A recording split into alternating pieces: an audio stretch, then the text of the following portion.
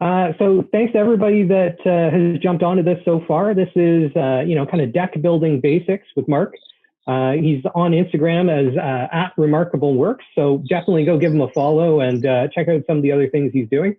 If you're a fan favorite of the home shows, you might have seen him on site at the shows. He's a show staple in the DIY center.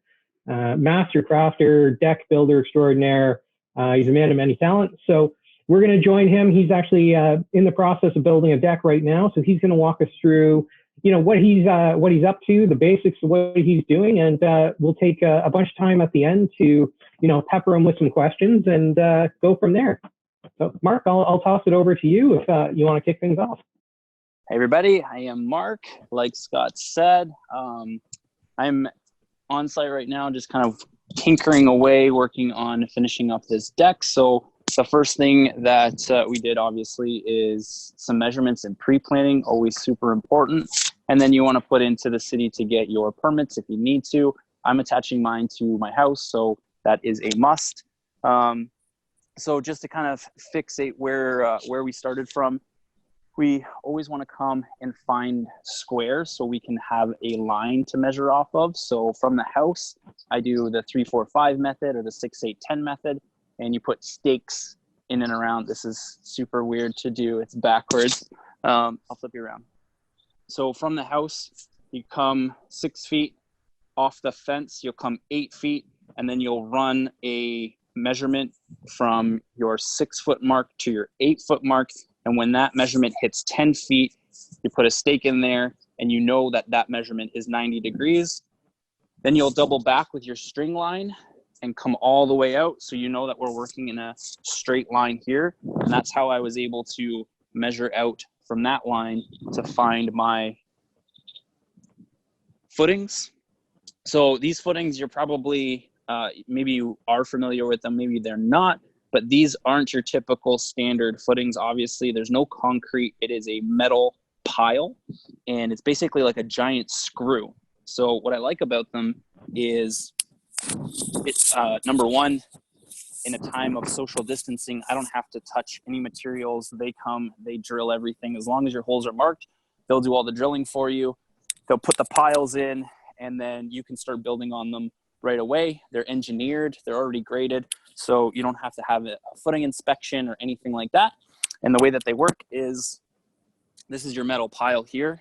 So this comes out, I think, about 8 feet, and they bore it in with an auger, make sure everything's nice and plumb for you. And then underneath the ground, you have this plastic sleeve, and this plastic sleeve is what water and ice will attach to, and this will move with the frost. So you never have to worry about these shifting or moving or heaving out of the ground on you. This is what moves. So that's why I wanted them with my house, to install them in there, in my holes. And then they have adjustable saddles.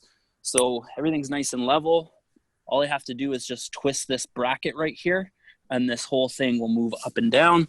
And I've got them fastened here by a GRK, temporary screws to hold them in place, and then they're all nailed off. So from there, once everything's nice and level and square, you start building your beams. Because I'm so low to the ground, this deck's only going to be 14 inches off the ground.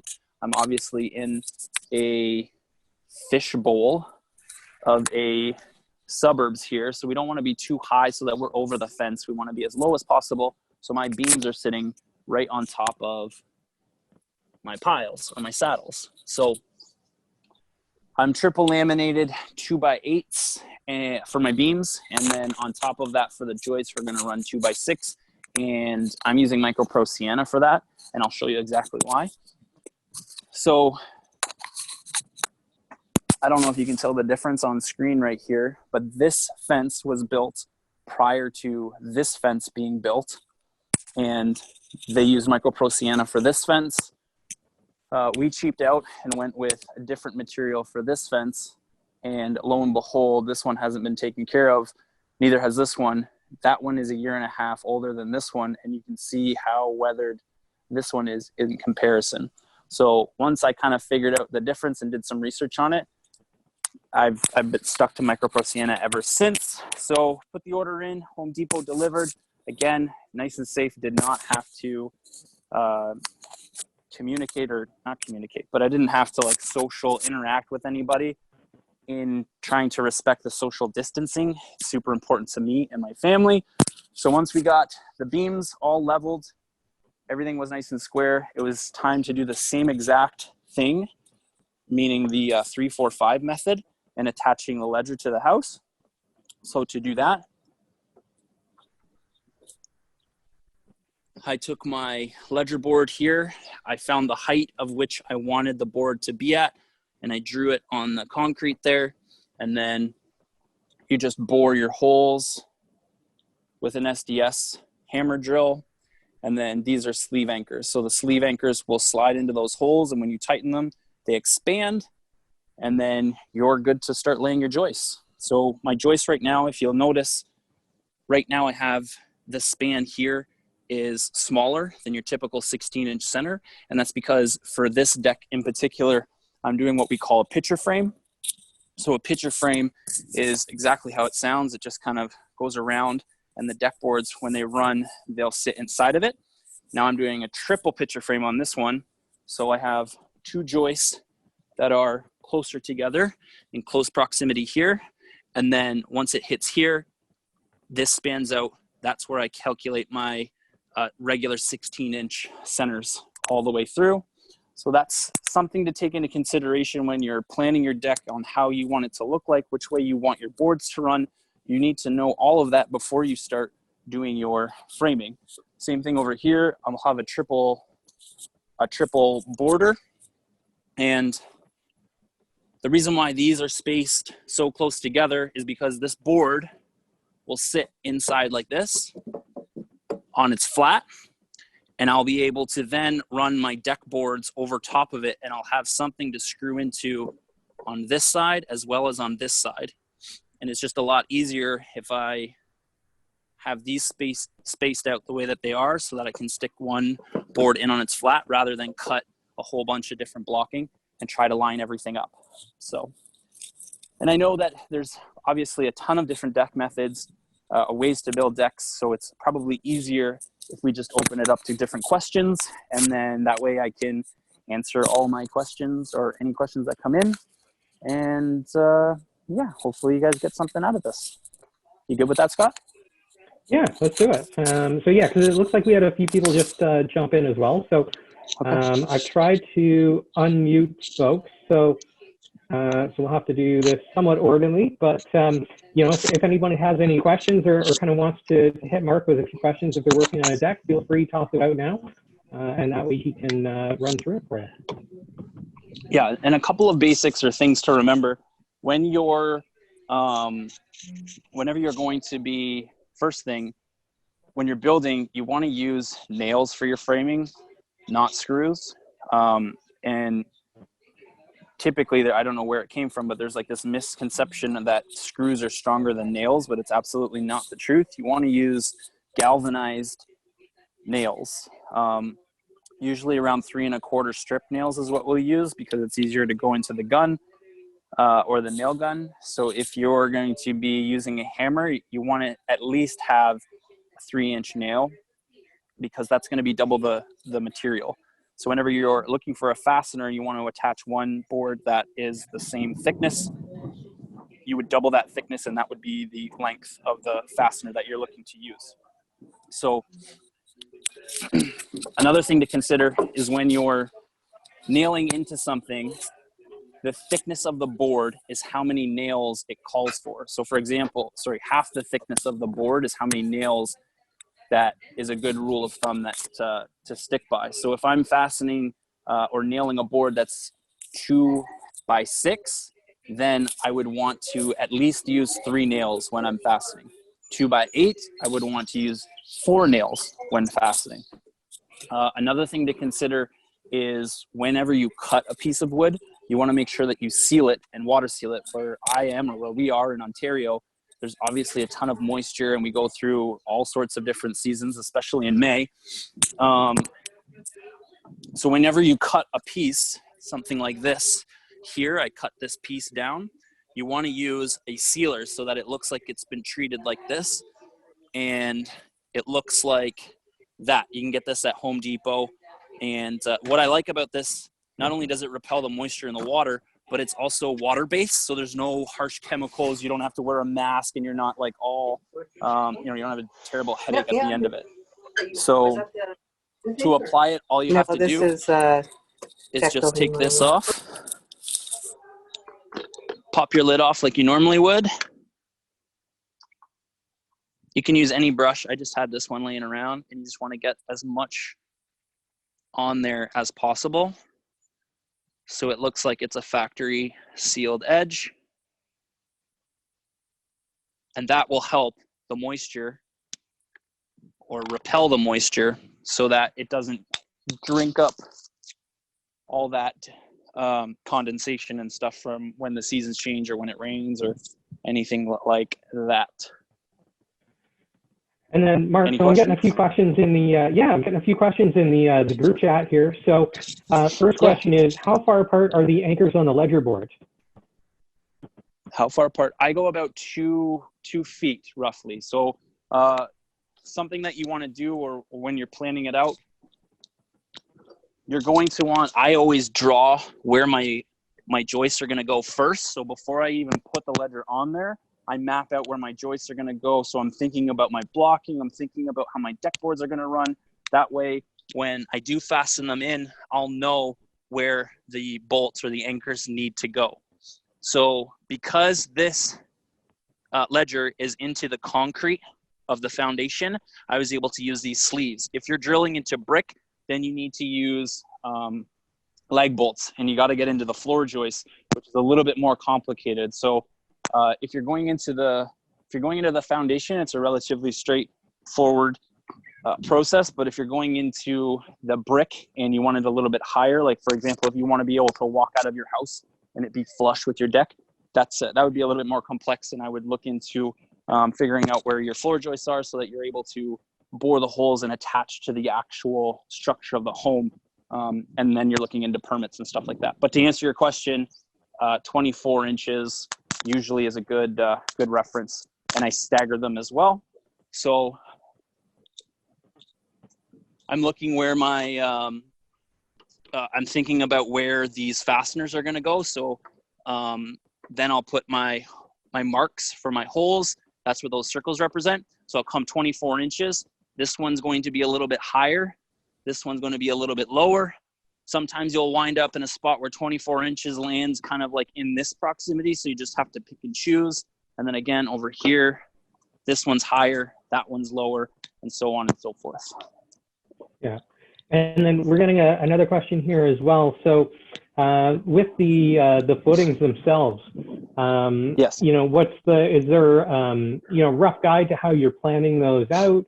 With regards to spacing, if it's an elevated deck, or, should they be 24 inches, 48 inches, 6 feet type of a thing? So that'll all depend on the size of the footing that you have. So there's usually like a 10-foot, if we're going to use concrete as an example, it depends on like your saddle, how high your deck is. There's going to be different weight restrictions. So if you're looking to plan your deck, my advice would be to go to Home Depot, and they will be able to register out or do up like an actual drawing, and it will tell you exactly where your holes need to be and how big they need to be. And that will tell you your board foot capacity. So you'll be able to then, with that information, figure out where they need to be. And it's free. You don't have to pay for it. So if you're just kind of in the process of pre-planning or maybe even budgeting, then I would highly recommend going there, doing up the actual design. It looks 3D, and then they print out a booklet for you. It's like 17 pages long, and then it tells you the exact measurements. Now that we're allowed to go into Home Depot, it would be my recommendation, because it's really hard to answer the question without being able to see how close you're going to be to the house, if you're going to actually attach the deck to the house. If I was going to have this free floating and not attach it, these two spaces here wouldn't be so close. This one would be further back that way, and I'd need another third row in there closer to the house. So It's all based on the drawings and the engineers and what they recommend, and it's rated for how big your deck is and how much weight you plan on having on top of it. Yeah, and then so we're getting another question just as it relates to design. So any recommendations on things that should be considered as you're starting to plan out the deck when it comes to the design, specifically when it comes to cookie cutter homes that have no privacy.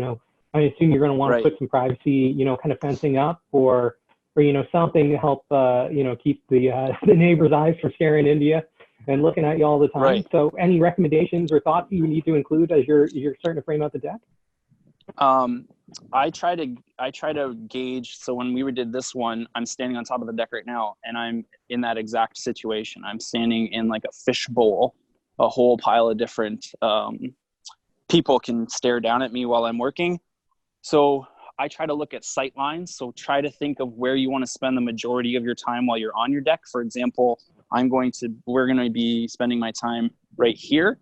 And if you look, there's windows here and here. So what I'm planning on doing is just doing a two-legged arbor or a pergola, which is going to come up. It'll just be like a wall like this and cantilever back this way. So it'll provide some shade, but it'll also provide a lot of privacy in and around here. And then over here is where the barbecue is going to go. So you have to think about whether or not, like where the majority of your time is going to be spent.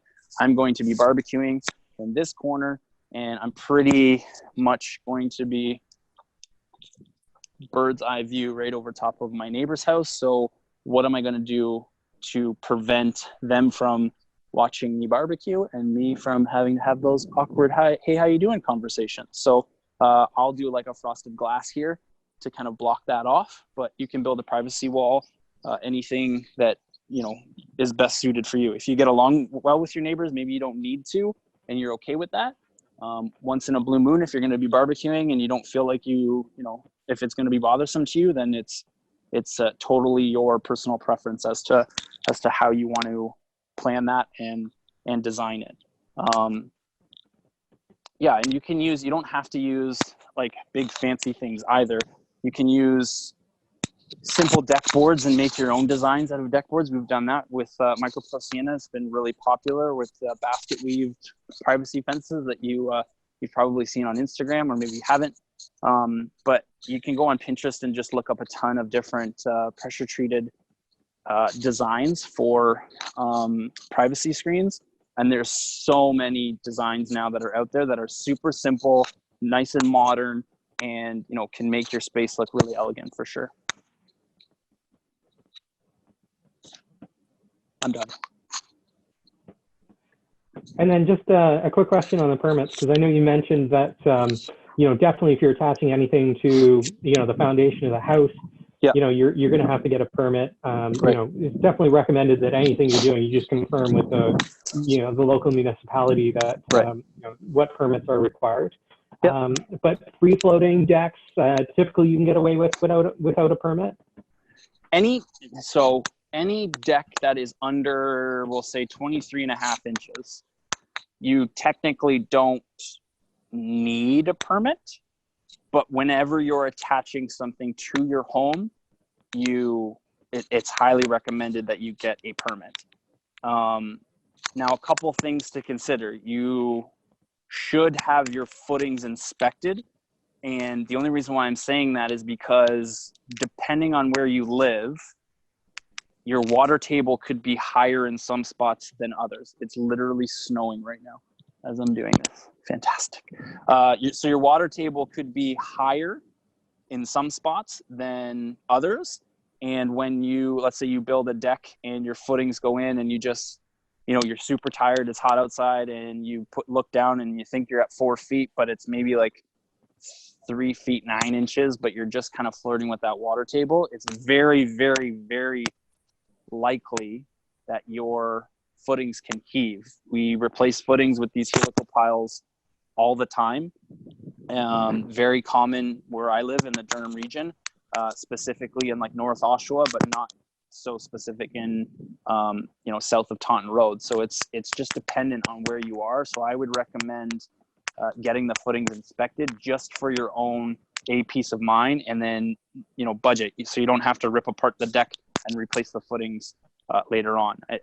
An inspection for that is like super cheap. I think it's like $100 or something like that. But again, in the long run, for me and the peace of mind, I would much prefer to have to be able to know that it's not going to go anywhere. But technically, you don't need an inspection if the house, or if the deck is not attached to the house and is under 23.5 inches. Yeah, and one of the things I just wanted to circle back to, because I know you mentioned it earlier, you triple laminated in a few spots. So what do you mean by triple laminated, and what's that for?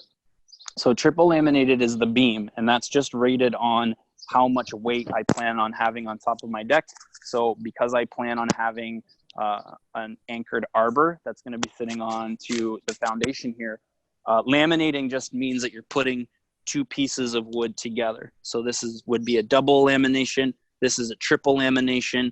This is pretty much a standard beam. So I've just nailed it off in a pattern. Typically, or again, you're looking at about 16 inches. So, but I've nailed it off in a pattern that's on an angle. And that's just because the distance, let's say if I just went straight down in here and nailed those off, and then I went straight down here and nailed these off, this distance is going to be obviously bigger than having this nail touch, and then that nail, and then that nail touch. So it just kind of creates a tighter sandwich on your beam. So when you're nailing things off, just try to go in on a 45 or whatever degree angle. You just want to space them out as much as you can so that it minimizes the amount of rain or moisture or water that gets in between them to potentially separate them. And then, so on that, do you coat the tops of any of the joists or the kind of beams? So anytime I make a cut, I always use the cut and seal. Again, just in case we're wondering what that looks like. It looks like this, and you can get that at Home Depot. But it's if anyone wants to screenshot that for later, I'll just hold it there. So this just basically repels weather, and it seals everything off so that you don't have to worry about things seeping in. It's just an added measure that we use. But for example, this beam is over 16 feet long, and so I needed to put two of them together. Whenever you have to join two beams together, you want to make sure that they're sitting on top of your footing, not over here and then sandwiched together somehow. So the seam is on top of the footing. So when I cut these two pieces down, I have used the cut and seal on the ends. And then this is called joist protector, or G-tape. And I've just wrapped that around as an added measure to try and prevent water from seeping in. Water's still going to get in there, but it's not going to come in on the seams directly and come down and then inside the pieces of wood so that it can split or anything like that. And then again, I've fastened it on this side and then GRK'd. So these GRK screws replace leg bolts. So they have a rating, the same rating as like a half-inch lag bolt. So it's just the new technology that we use. So it might not look like much, but this has a rating of about this one screw, 1,300 board per pound pressure. I don't know. I'm not a scientist. It's just a lot of weight in those little tiny screws. And I've got 4 of them in each pile to hold everything in there. So to answer your question, only on my seams would I do any extra measures to water seal or anything like that. You see online and on Instagram where it's very popular to put things over top of it. It can also be very expensive, and I don't see the value in adding that much extra labor and material. So to give you an example, a roll of G-tape is like $150. To add it to your joists and stuff, you're probably looking at like five rolls. I fully trust the treatment that especially Micropro Sienna uses in the pressure treated lumber. So again, that's the comparison, and that's been out for like 6.5 years. This is about 5. and you can tell the difference in color already. So I fully trust that the treatment that we use in Micropro is not going to weather or deteriorate for years to come. So, but that's just me. If it makes you feel better, then by all means, get the G tape and load it up for sure. And then, so we're getting a little bit more of a specific question here, but what would be your recommendation for a 100 square foot deck? It's about 36 inches off the ground. He's planning on using 8-inch concrete sonotubes with a post sitting on a saddle in it. Would you have a kind of a different recommendation, or does that just go back to what you were speaking about earlier with regards to, you know, the water tables and just checking with the municipality on that? Exactly.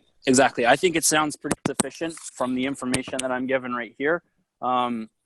I would just, you know, double check with your inspections and your footings just to make sure that your water table is below. And this is a perfect example.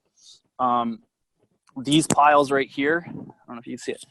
This pile right here is buried 7 feet underground and no water. This pile right here went 4 feet underground and there was water. So we've got, I don't know what that span is there, probably about 10 feet. And there's a big difference that way. So I always recommend, especially with your footings, you want to make sure that you're safe with those, because that could be, you know, an oversight that could really bite you. And then another piece of advice that I often forget to mention is that you always want to call ahead before you do any digging, because you need to know where your gas lines are on, if there's any hydro lines or anything like that. And it's a free number. It's I have it saved in my phone. If you Google it, it's like 1-800 call before you dig or something like that.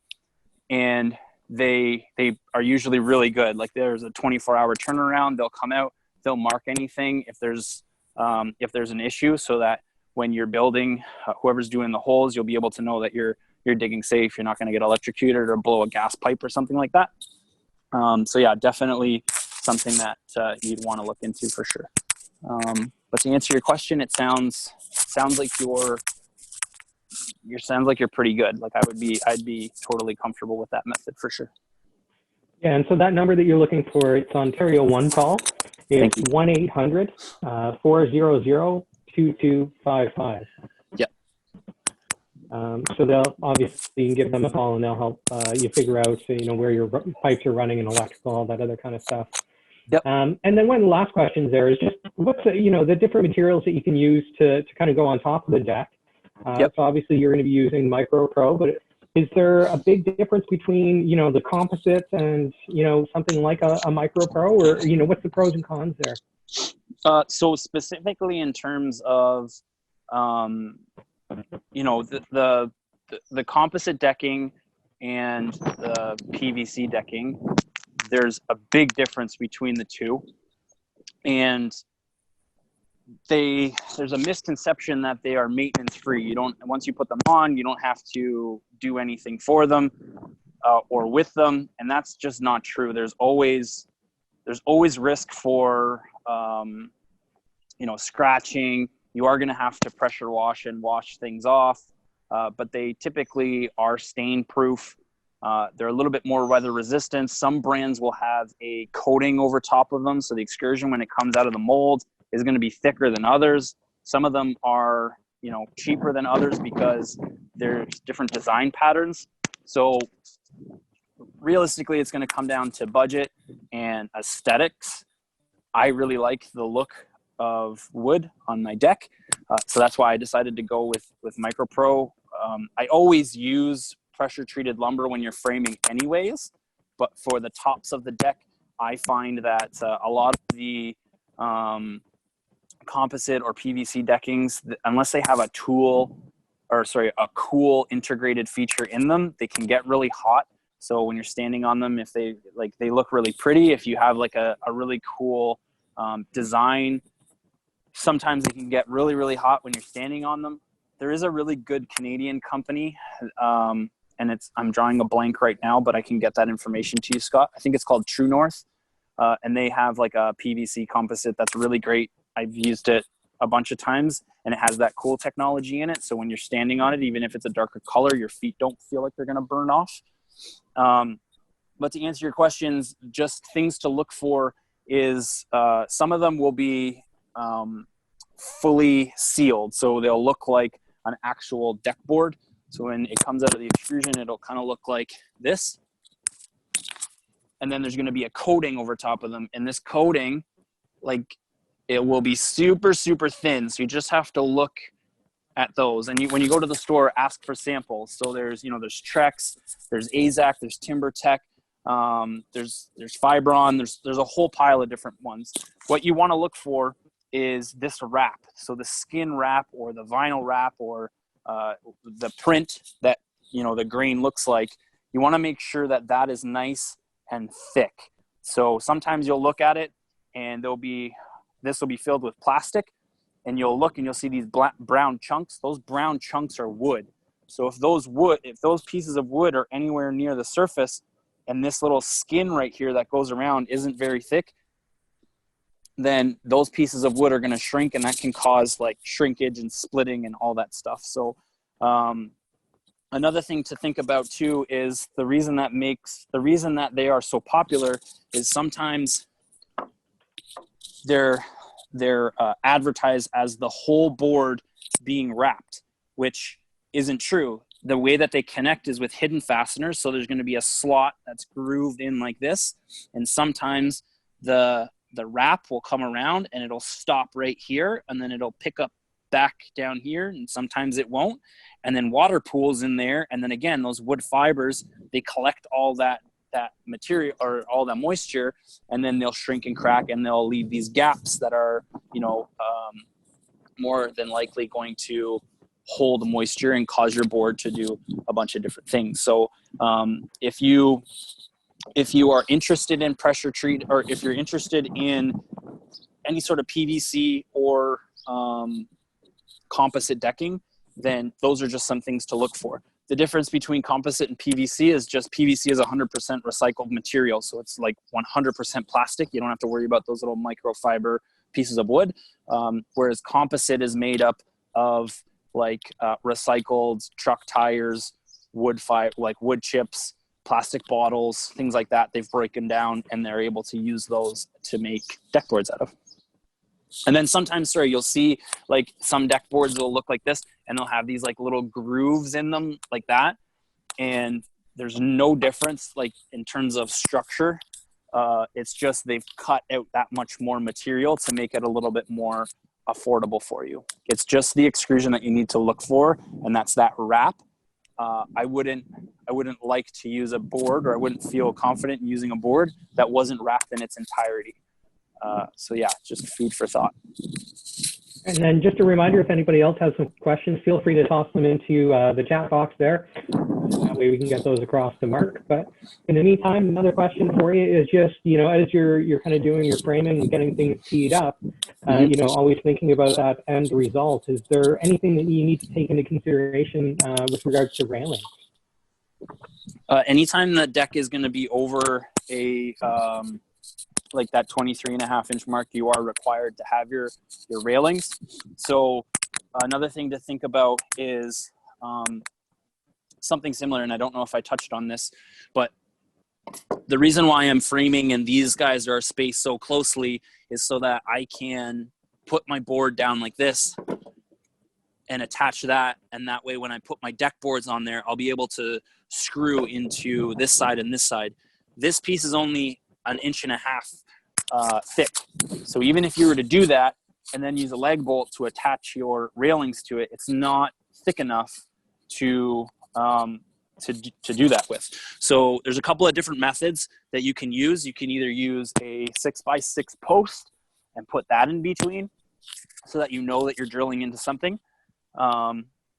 But you want to have it in mind as to where your railings and your posts are going to go so that you know that you're boring into a solid material. Most codes will say that you can't have the screws sticking out of the fasteners, so they're going to require you to either do like a 6x6 post where you can lag something into, or you'd have to laminate something, which again would look like this. So you'd have these triple boards inside and they'd be sticking up like this. in the spot where your posts are going to be. So you probably have 3 of them there so that they can catch a 4x4 post and go inside. For my arbor, I'm going to be blocking things off. Here's another little tip that I just thought of I could throw out. So I'm going to be blocking this off right here. So my post is going to land right here. I'll be able to stick that post in there, and I'll have more blocking run across like this and like that. And then I'll temporarily fasten a piece underneath 2 joists like this with some screws and a GRK to catch the weight of the pergola. So as I'm framing, I'll just take a moment and fasten that to the bottom. So that way I know that the pergola is going to be sitting, or the post is going to be sitting flush with the bottom of these 2 joists. Now, whenever you're doing decking, a common problem is you do your framing like we have right now, and then you'll put your joists or your header across like this, and then start decking. And then by the time you work your way from the house and you come out, you're left with this little tiny strip of deck board, and you're wondering where to put it. So my advice would be to tag your joist off on the beam. So what I do is I'll take my measurement from the house right here. So I'll take my measurement from here, my measurement from here. I'll match this measurement from here to here. And then I just tag it in with a screw on both sides so the board doesn't go anywhere. So I know that these boards are straight. That way I can then start my decking here, run my deck boards all the way up until I get to here. And then I'll play with how many deck boards that I have left and where I want the end of my deck to be, so that when it's sitting finished, I don't end up with that little tiny strip of deck board. I can sit here. If my last deck board is going to be sitting like this, for example, then I can make my mark right here and then take this off before I fasten it. I'll have deck boards done up to like here, and then I can just cut this down and then put my deck or my header on like that. And then when that sits over top, it'll be nice and flush, and it'll look like a professional job where you don't have to worry about, that filling in that little sliver that no one likes to see. Yeah, those slices are a pain. Yeah. Because oftentimes it's always like an inch, and then when you screw into it with a fastener, it splits in half. So that is one trick that I always recommend to people, for sure. And then, so just say you want to, start designing your deck yourself. Is there any tools or kind of apps that you might recommend that somebody can check out, or some spots that they can use to source some inspiration from? Yeah. So a pen and paper always helps first, just to kind of get your ideas down there. Creating a wish list always helps. Then there's a free design software called Google SketchUp. So it's a third-party app. You can download that on a computer. I don't think you can get it on a laptop on a iPad or a phone or anything, but you can download that, and it's basically like a program that you can map out different things. And there's a ton of different YouTube videos on how to use the program, but it's pretty straightforward. You could build things in 3D if you wanted to, but just to get an idea of footings, and if you're not great with math, it'll do all that calculations for you. My only piece of advice would be to, when you're in the field or when you're actually building, remember to keep things square and to keep things looking, and to keep things in mind. So for what I mean by that is, over here I went square to the house. So if you can see, I'm super tight to this fence board, but when the contractor put this fence in, he squared it off to that fence back there. So the problem with that is I'm super tight to this fence post down there off the house. But as we get out here, you'll start to notice that it looks like my deck is not square. When my deck is completely square to the house, it's just not to the fence.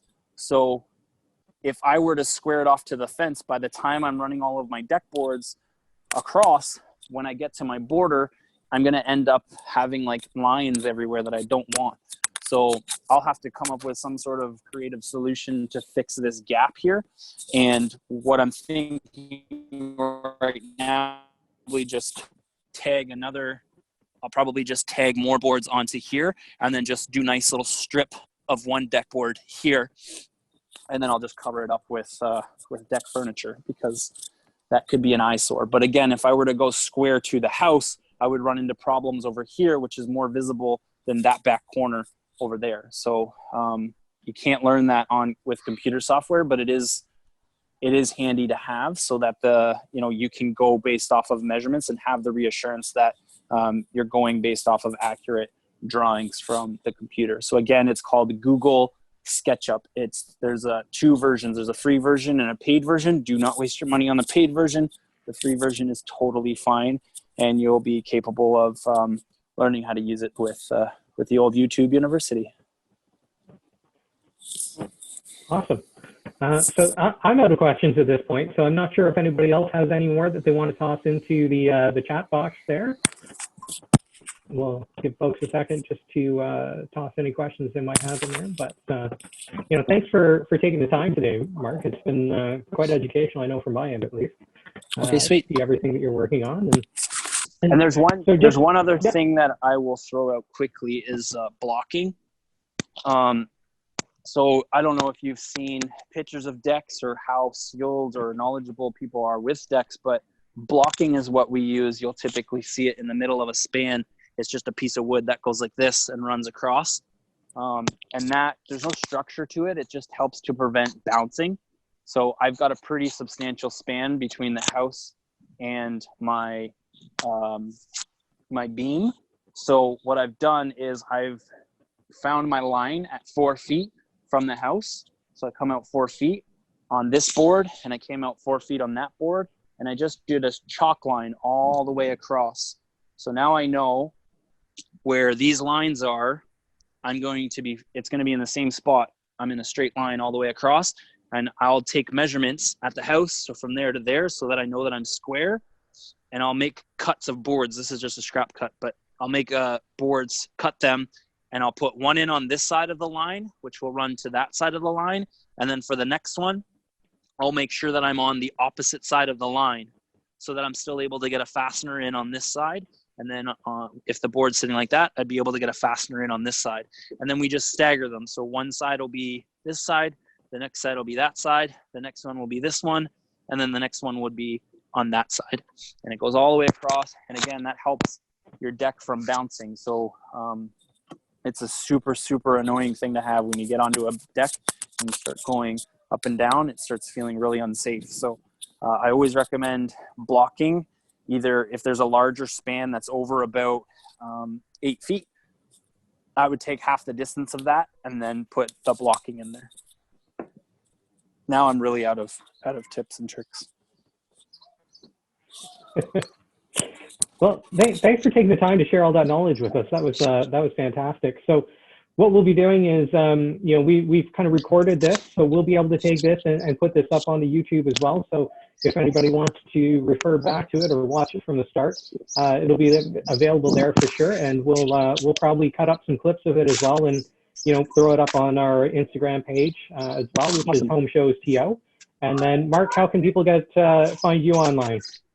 You can just find me on any major social media accounts. YouTube is Remarkable Woodworks, and on Instagram, Facebook, and all those other fun stuff is at Remarkable Works.